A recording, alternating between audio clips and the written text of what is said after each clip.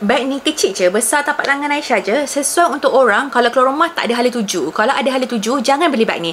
Sebab beg ni apa pun tak boleh harap. So this one Aisyah tak ada colour lain, ada colour ni je. So dia turn lock macam tu kan. Tapi yang best ni dia multi colour. Satu colour, dua colour. Ini pakai smooth leather. Belakang dia lepas tu belakang ni pun tak function. Dia punya chain strap je yang bagus. Sebab chain strap ni kalau Aisyah jual asing 350 tau. Dia pakai lobster clasp yang besar. So boleh pakai dekat beg lain.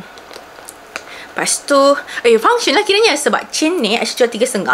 Lepas tu ni 499. So basically you're paying extra 150 untuk turn lock punya card case bag ni. Function lah kan. Okay, dah buka ni kan. Belah dalam dia pakai microfiber fabric. Yang ni kan nak masuk card holder.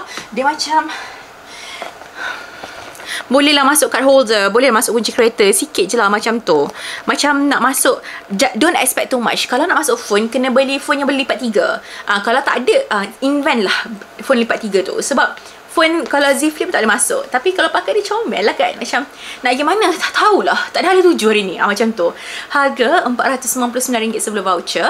Untuk cara pembelian boleh tekan dekat shopping bag di bawah. If you guys have any question, boleh komen down below. Dan jangan lupa tekan button follow.